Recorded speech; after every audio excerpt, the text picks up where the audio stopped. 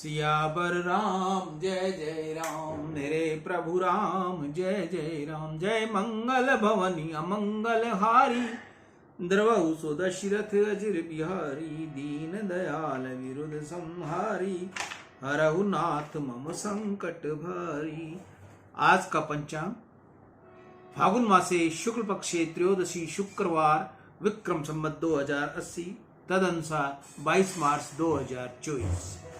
आज त्रयोदशी पूर्ण रात्रि की है। कल भी त्रयोदशी रहेगी, त्रयोदशी उदय रहेगी, त्रयोदशी की वृद्धि है। आज का विशेष दिन गंडमूल, प्रदोष व्रत, रवि योग, एकादशी व्रत, प्रायण। जिन्होंने कल एकादशी की थी उनका प्रायण आज है। आज का हमारा प्रसंग है रामायण का सत्संग। श्री राम के आने के बाद श्री कृष्ण आते हैं। तुमको राम जी के दर्शन करने की इच्छा हो तो तुम रामायण का सत्संग करो। जीव रामायण में सत्संग से सुधरता है। रामायण के सत्संग से जीव दिव्य बनता है। रामायण सुनने से मनुष्य को भूल दिखाई देती है। श्री राम चरित्र मार्गदर्शक है। रामायण के प्रत्येक मनुष्य को ज्ञान मिलता है। रामायण से प्रत्येक मनुष्य को ज्ञान मिलता है। तुम्हारा मन कैसा है ये जानने की इच्छा हो तो रामायण पढ़ो। जिसका अधिक समय आलस और निंद्रा में जाता है वह कुंभकर्ण है। जो पर स्त्री का काम भाव से चिंतन करता है वह रावण है। जो रुलाता है वह रावण है, और जो परम आनंद में रमण करता है वह राम है। रामायण का मनन करोगे तो तुम्हें अपना मन रामायण में दिखाई देगा। मनुष्य का स्वभाव है कि उसे दूसरे की भूल जल्दी दिखाई देती है, परंतु उसे समय की भूल दिखाई नहीं देती। कितने ही लोग ऐसे समझते हैं कि मुझे कोई भूल होती ही नहीं, मैं जो समझता हूं, बोलता हूं, करता हूं, यह सब ठीक ही होता है। समय को निर्दोष समझे, इसके बराबर कोई पाप नहीं है। जगत में निर्दोष एक श्री राम श्री कृष्ण है। श्री राम श्री कृष्ण के अतिरिक्त निर्दोष कोई नहीं है। जीव मात्र भूल करता है, पाप कौन करता नहीं। मानव मात्र पाप करता है, अनपढ़ पाप करता है और पढ़ा लिखा भी पाप करता है। इस जगत में ऐसा कोई मनुष्य नहीं कि जिसने पाप न किया हो। पाप न करे वह मनुष्य नहीं, आपुति देवता है। पाप करने से उपरांत जिसको पश्चाताप होता नहीं वह मनुष्य नहीं, आपुति दानव है। जिसको किए हुए पापों का पश्चाताप होता है वह मानव है। पाप हो या कोई बहुत बड़ा अपराध नहीं, पाप स्वीकार न करे, किए हुए पाप के लिए प्रायश्चित न हो, यह बड़ा अपराध है। जिस पाप का प्रकाशित हो जाता है उसे पाप का विनाश होता है। शास्त्र और संत कहते हैं कि मनुष्य को समय के पुण्य गुप्त रखने और पाप जाहिर करने चाहिए। साधारण मनुष्य पुण्य को तो प्रकट करता है, परंतु पाप को छिपाते हैं। पाप को छिपाओ नहीं, और पुण्य को प्रकट मत करो। समाज में पाप जाहिर करने से पाप की आदत छूटती है। पाप समाज के जाहिर करोगे तो पाप का नाश होगा। पुण्य समाज के अंदर जाहिर करोगे तो पुण्य का नाश होगा। मनुष्य पाप को मन में छिपाकर रखता है, उससे उसका जीवन बिगड़ता है। जो पाप छिपाते हैं उनको पाप छोड़ता नहीं। पाप पहले आंखों से आता है, पीछे मन में, वाणी में और सबके पीछे आचरण में आता है। एक बार आने के पीछे यह घर कर लेता है। हृदय सिंहासन में परमात्मा के लिए है, वहां पाप को स्थान होता नहीं। पाप से बहुत सावधान रहना चाहिए। मनुष्य को खबर भी न पड़े ऐसी रीति से वह आंख में, जीभ में और मन में आता है। अनजाने में पाप हो जाए तो उसे बाहर करके जला डालो। एकांत से अपने ठाकुर के पास भी पाप स्वीकार करो। मानव पाप स्वीकार न करे तो भगवान उसे महापाप की तरह गिनते हैं। छिपाए हुए पाप का दंड अति भयानक होता है। मन में बुरा विचार आए तो उसे उसी दिन दूसरे वैष्णव से कह देना। पाप प्रकट करोगे तो वह निकल जाएगा, पाप प्रकट करोगे तब ही जलेगा। पाप करने के बाद जिसको खबर नहीं पड़ती कि मैंने पाप किया है वह मनुष्य नहीं, पशु पाप करता है परंतु उसको खबर नहीं पड़ती मैं पाप करता हूँ। रामायण की कथा तुम सुनोगे तो अपनी भूल तुमको दिखेगी। तुमको भान होगा कि यह मेरी भूल है, मुझे इसे सुधार लेना चाहिए। रामायण की कथा सुनने से जीव दिव्य बनता है। जिसका जीवन दिव्य बनता है उसे ही प्रभु के दर्शन होते हैं। साधारण मनुष्य किसी राजा से भी जल्दी मिल नहीं सकता। राजा से मिलना हो तो भी कितनी ही योग्यता संभालनी पड़ती है। एक प्राकृत राजा के पास भी लायक बनकर जाना पड़ता है तो परमात्मा तो सबसे श्रेष्ठ है। प्रभु के दर्शन करने के लिए तो बहुत योग्य होने की जरूरत है। जिसके मन में पाप है, जिसके घर में पाप है, वह वहां परमात्मा आते नहीं। कचरा पड़ा हुआ हो वहां इस जीव का भी बैठने के लिए मन चाहता नहीं। तो फिर पाप की कीचड़ जमी हुई हो तो उस हृदय में विराजना प्रभु को कैसे सहन होगा। पाप छूटे तो हृदय शुद्ध हो, और हृदय शुद्ध हो तो ही परमात्मा पधारे। पाप के पंजे से छूटना कठिन है। पाप करने की अनेक जन्म की आदत है, और उन पापों का संस्कार जागने के पश्चात विवेक रहता नहीं, ज्ञान टिकता नहीं। मनुष्य पाप करता ही रहता है। पुण्य का जोर जब तक अतिशय बढ़े नहीं तब तक पाप की आदत छूटती नहीं। मनुष्य शरीर की अपेक्षा जीभ से, जीभ की अपेक्षा आंख से, और आंख की अपेक्षा मन से अधिक पाप करता है। आत्मा इंद्रियों से इतना ओतप्रोत हो जाता है कि इंद्रियां पाप करती है और उसे देखता हुआ भी रोकता नहीं। जब तक इंद्रियों को पाप करने की टेव है तब तक उनको भक्ति रस मिलता नहीं। भक्ति रस मिले बिना परमात्मा का दर्शन होता नहीं। इंद्रियों में भक्ति रस भरना हो तो उनको निष्पाप करो। मन में पाप का विचार आए तो तत्क्षण उसे निकालकर बाहर करो। कदाचित पाप हो जाए तो प्रभु के पास रो पड़ो, क्षमा मांगो, पश्चाताप करो, फिर दोबारा ऐसा दोष न करने का दृढ़ निश्चय करो और उसके लिए सत्कर्ता रखो। जिसको अपने दोष का ज्ञान हो जाता है उसे ही स्वयं की भूल छोड़ने की इच्छा होती है। उसमें भी जीवन सुधारने की भावना जागती है। रामायण का सत्संग करें तो जीवन सुधरता है। मन के पाप जलते हैं और मानव नए पाप से बच जाता है। रामायण की कथा सुने तो उसको ज्ञान होता है कि मुझे भूल क्या होती है। साधारण रीति में मनुष्य अपनी भूल मानने को तैयार नहीं होता।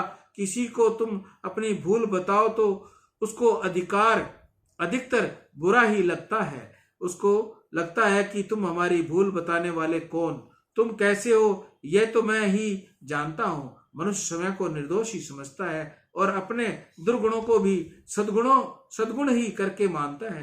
परंतु जो ये कथा सुनते हैं उनको ही सब दोष का भान होता है। कथा ही उसके पाप करने से बचाती है। एक मनुष्य ने अपने लड़के से कह रखा था कि कदाचित किसी मंदिर में दर्शन करने जाना हो तो भले ही जाना, भगवान को हाथ जोड़ना, परंतु भूल चूक में भी कभी कथा सुनना नहीं। भगवान को हाथ जोड़ना परंतु भूल चूक में भी कभी कथा सुनना नहीं। कथा सुनेगा तो अपना धंधा बिगड़ जाएगा। उसका धंधा चोरी का था। एक बार ऐसा हुआ कि उसका लड़का जंगल में जा रहा था। वहां एक जगह कथा हो रही थी। उसको पिता के वचन याद आए कि कथा सुनना नहीं। ऐसा विचार कर लड़का कान में उंगली घुसाकर जाने लगा। ठाकुर जी को दया आई कि इसकी पिता के वचनों की कितनी श्रद्धा है, इसलिए प्रभु ने लीला की और उसके रास्ते में कांटा डाल दिया। वह कांटा उसके पैर में लगा। इससे उसे कान में से उंगली निकालनी पड़ी और जितनी देर उंगली का कांटा निकालने में लगी उतनी देर तक उसके कान में कथा के अक्षर थोड़े से पड़ गए कि ईश्वर सर्वव्यापक है, वह सब में विराजमान है और सर्वकाल में सबको दिखते हैं। कितने ही लोग ऐसे समझते हैं कि दरवाजा बंद है, यहां कोई देखने वाला भी नहीं है और सुनने वाला भी नहीं है। अरे तुम्हारा पाप तुम्हारे अंदर बैठा है, यही सब कुछ देखता है और सुनता है। दरवाजा बंद है, इससे क्या। लड़के ने अपने ध्यान में रख लिया और भगवान सबको देखते हैं। बाप बेटा पीछे एक क्षेत्र में चोरी करने गए। वहां आम के एक पेड़ एक बड़ा पेड़ था। बाप ने बेटे से कहा कि मैं ऊपर चढ़कर फल लाता हूं, तू नीचे खड़ा नजर रखना, कोई आता तो नहीं, कोई देखता तो नहीं। बाप जब वृक्ष के ऊपर चढ़कर फल लेने गया तो उसका लड़का एकदम बोल पड़ा, बापू वह देख रहा है। बाप घबराया और एकदम नीचे उतर आया। लड़के ने पूछा, कौन? लड़के से पूछा, कौन देख रहा है? यहां तो कोई भी दिखाई नहीं देता। लड़के ने कहा, मैंने कथा में सुना था कि ईश्वर सबको देखता है। राम कथा पाप करने से बचाती है। मन में अनेक जन्मों का मेल भरा है। मन को शुद्ध करने के लिए रामायण का सत्संग आवश्यक है। रामायण भगवान श्री राम का नाम स्वरूप है। कलयुग में राम नाम मुख्य है। कलयुग सम जुग आन नाही, जो नर कर विश्वास, गाई राम गुण गण विमल, भवतर बिनहि प्रयास। यदि परमात्मा के नाम के साथ अतिशय प्रीति हो तो ही अनेक जन्म की पाप की आदत छूटती है। जगत परमात्मा के अधीन है, परंतु परमात्मा नाम के अधीन है। नाम ही ब्रह्म है, नाम ही परमात्मा है। अरे परमात्मा का नाम तो परमात्मा से ही अधिक श्रेष्ठ है। रामायण में एक प्रसंग आता है, वानर पत्थर के ऊपर राम नाम लिखकर पत्थर समुद्र में डालते हैं। राम नाम से पत्थर तैरते हैं, पानी में डूबते नहीं। राम नाम की ऐसी महिमा है। राम जी महाराज वहां समुद्र के किनारे विराजे हुए थे। प्रभु ने विचार किया कि मेरे नाम से पत्थर तैरता है तो फिर मेरे हाथ से छोड़ा हुआ पत्थर क्यों नहीं तैरता? एक बार प्रयोग करूं, मेरे हाथ से छोड़ा हुआ पत्थर यदि तैर जाए तो इन लोगों से कहूं कि लिखने की मेहनत न करें, जिस पत्थर का स्पर्श करूं उस पत्थर को समुद्र में डाल दिया जाए। परंतु राम जी को थोड़ी शंका हुई, कदाचित मेरे हाथ से डाला हुआ पत्थर न तैरा और डूब गया तो मेरी किरकिरी होगी, इसलिए समुद्र किनारे में अकेला ही जाऊंगा और आगे पीछे कोई न हो, इस प्रकार प्रतीक्षा कर लूंगा। पत्थर तैरेगा तो पीछे इन लोगों से कहूंगा। तब रामचंद्र जी दूर समुद्र किनारे और अकेले ही गए। परीक्षा करते समय वहां कोई देखने वाला नहीं था।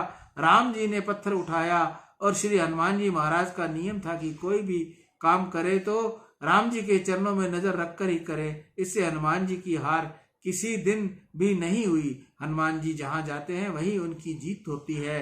वे राम जी का बल लेकर काम करते थे, श्री राम चरण में नजर रखकर काम करते थे।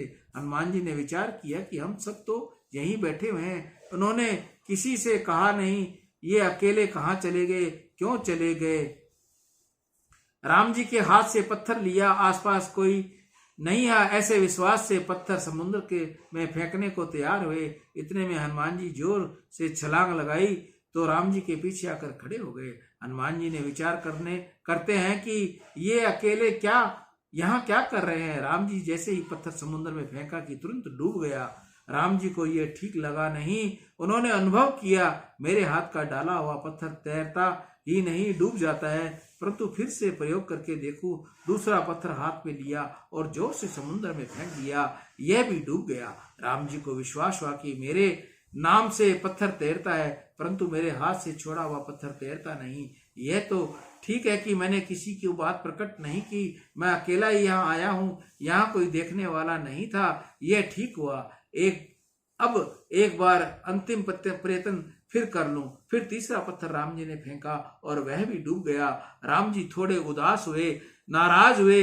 राम जी ने जब पीछे देखा तो हनुमान जी महाराज हाथ जोड़े खड़े हुए थे। राम जी ने हनुमान जी से पूछा, हनुमान तू यहाँ किस लिए आया है? हनुमान जी ने कहा, आपने पहला पत्थर छोड़ा तब से मैं यही हूँ। राम जी ने कहा, परंतु इस समय तुमको यहाँ आने की क्या जरूरत पड़ी? हनुमान जी ने कहा, मेरे मालिक जहाँ जाएं वहां मुझे जाना ही चाहिए, जहाँ आप वहां मैं। राम जी को कुछ ठीक नहीं लगा। उनको लगा कि इस हनुमान ने देख लिया, यह सब बंदरों वानरों को अब कह देगा कि अकेले प्रयोग कर रहे थे, परंतु इनका प्रयोग सफल नहीं हुआ। इनके हाथ का फेंका हुआ पत्थर तैरा नहीं। राम जी नाराज हो गए। हनुमान जी ने राम जी का मुखारविंद निहारते हुए और विचार करते हुए, आज मेरे मालिक नाराज हो गए, इसके हाथ का छोड़ा पत्थर तैरता नहीं। मेरे अवतार तो राम जी की सेवा करने के लिए है, राम जी का प्रसन्न रखने के लिए है। इसलिए हाथ जोड़कर हनुमान जी ने कहा, महाराज आप नाराज न हो, जो हुआ वह ठीक ही हुआ है। मैंने संतों के मुख से सुना है कि कथा में सुना है कि श्री राम जिसको अपनाते हैं, जिसको हाथ में रखते हैं, वही तैरता है। राम जी जिसको फेंक देते हैं वह तो डूबता ही है। जिसको जितना त्याग किया है वह फिर किस प्रकार तर सकता है। आप जिसको हाथ में रखते हैं, आप जिसको अपना मानते हैं, वह संसार सागर से तर जाता है। आप जिसको फेंक दो, संबंध तोड़ दो, तो वह कभी तर नहीं सकता, वह तो डूबता ही है। महाराज तुम्हारे नाम से पत्थर तैरता है, तुम्हारे हाथ से नहीं तैरता। हनुमान जी ने जब ऐसा अर्थ दिया तो राम जी प्रसन्न हो गए। हनुमान जी से कहा, हनुमान तेरी बुद्धि अति दिव्य है। हनुमान जी राम जी ने पदवी दी बुद्धिमताम वरिष्ठम। हम सब तो बुद्धिमताम कनिष्ठम हैं, हनुमान जी महाराज बुद्धिमताम वरिष्ठम है। ऐसे बलवान है, ऐसे बुद्धिमान हुए नहीं और होंगे भी नहीं। राम जी की अपेक्षा राम जी का नाम श्रेष्ठ है। इतने ही महापुरुषों ने वर्णन किया है। आगे इसका वृतांत हम आपको कल बताएंगे। आज की रामायण का हम यहीं विश्राम देते हैं। इसी भाग को रामचंद्र जी के सत्संग को हम आगे आपको कल बताएंगे। सियावर राम जय जय राम, मेरे प्रभु राम जय जय राम। जय मंगल भवनीय मंगलहारी, द्रवौ सुदशरथ अजर बिहारी। दीन दयाल वृद्ध संहारी, हरहु नाथ मम संकट वारी। गंग सकल मुद मंगल मूला, सब सुख करनई हनई सब सूला। कई कई कोटि कथा प्रसंगा, राम बिलो कई गंग तरंगा। सचिव ही अनुजहि प्रिय सुनाही, विबुध नदी महिमा अधिकाई। भजनु कीन पत शम गयहु, सुचि जल पियत मुदित मन भयहु। जोरि पानि वर मांगू एहि, सिया राम पद सहज सनेहि। अर्थन धर्म न काम रुचि, गति न चहु निर्वाण। जन्म जन्म रति राम पद, यह वरदान नान। सियावर राम जय जय राम, मेरे प्रभु राम जय जय राम। जय श्री राम। मैं ईश्वर हरवानी ईशु तुलसी की माला गंगा दर्शन से रोज मैं आपको लाइव गंगा दर्शन दिखाता हूं। जिस माता बहन को गंगा दर्शन चाहिए वह 8561043497 नंबर पर अपना पूरा नाम, शहर का नाम लिखकर व्हाट्सएप करें। वह एक व्हाट्सएप की कॉल करें। जिस माता बहन ने, भाई ने अभी तक गंगा दर्शन ईशु GDI को सब्सक्राइब न किया हो, कृपया वह सब्सक्राइब करें। सबसे पहले गंगा दर्शन पाएं, वह रामायण के प्रवचन पाएं। राम।